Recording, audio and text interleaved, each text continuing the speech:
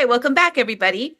In this episode, we'll be discussing a paper that looks at safety of contact lenses in pediatrics.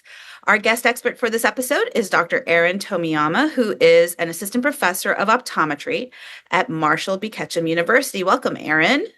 Thank you. So this article is titled Scoping Review, Reporting Characteristics for the Safety of Contact Lenses in the Pediatric Population by Erin Tomiyama and colleagues, and it's published in the Academy's journal, Optometry and Vision Science. So, Erin, why did you want to look at this topic and do this review?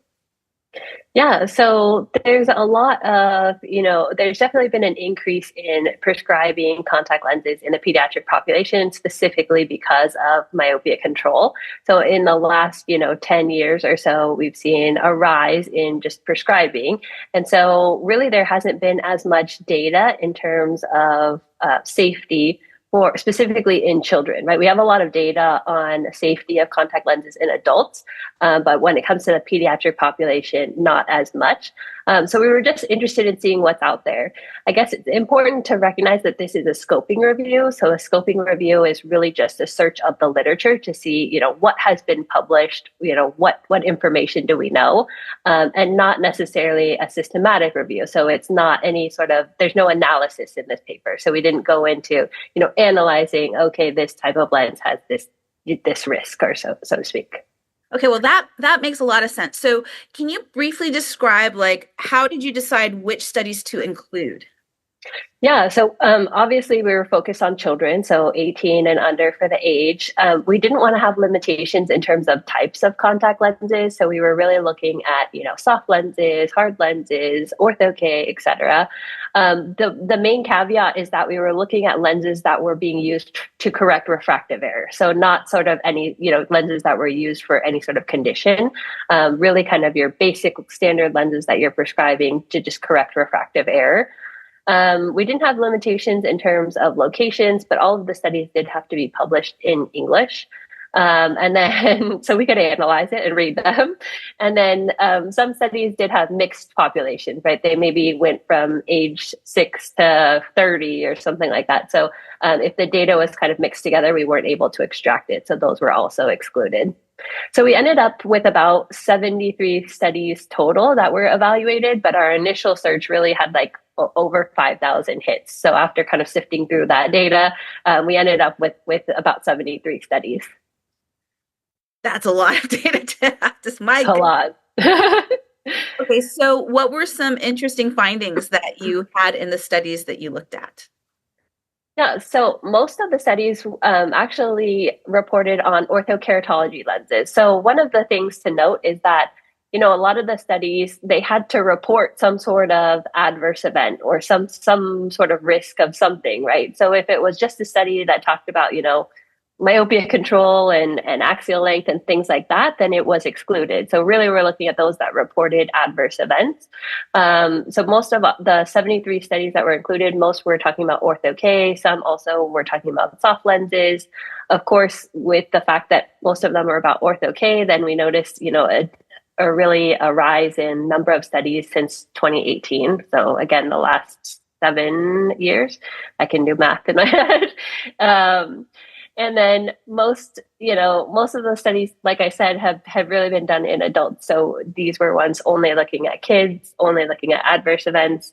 One of the important findings, or one of the interesting findings, I guess, is that younger children actually tend to do better than older children. So those that are kind of like the 8 to 12 tended to have less risk than those that were in the teenage years. Okay, I remember reading that. And I have my own theory as to why that is, because I find that extremely interesting. Why do you think that is?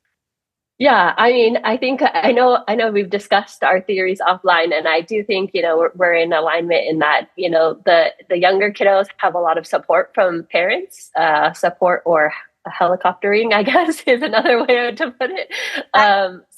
So, they're probably monitored and their hygiene is probably better, and they follow more rules in terms of replacement and, keeping appointments and things like that, rather than, the independence that they're getting when they're the teenage years, right? And they can do these things by themselves, but are they actually doing it? We never know.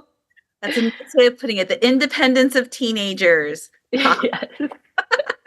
All right. So, what are some recommendations you have moving forward for looking at pediatric contact lenses? Yeah. So one of the things is really just more consistency in terms of reporting. Keratitis was one of the most common things that we found, and keratitis, can be, one or two dots of SBK, or it can be, pretty severe, right? So, kind of getting an idea of, standardization of how we're defining these conditions or these findings. That's one, and then another is really more standardization in terms of reporting adverse events. So, like I said, not all studies report on adverse events. That doesn't mean that there were no adverse events. It just means that they didn't report it. So, we can't necessarily make claims in terms of risk or safety if we're not consistent in what's being reported, right? Otherwise, we're getting, kind of a skewed view on things. So hopefully consistency would be key in moving forward in terms of looking at these studies. Yeah, and there have been other, like I'm just thinking of uveitis. There was a huge inconsistency, and then the Sun group got together and was like, we need to start making sure everyone's using the same terminology. So it sounds like Right. maybe it's time to do the same thing for contact lenses. Yeah, yeah. And so our group is actually, like I said, this was a scoping review. Our group is actually moving on to try to do a systematic review. We found that there was probably sufficient data and literature to now do some sort of analysis. So TBD, stay tuned for the next one. We'll have more information about the actual safety and the actual risk. Excellent. Well, that's a great place for us to stop. Thank you so much, Dr. Tomiyama, for joining us today. Yeah, thanks for having me.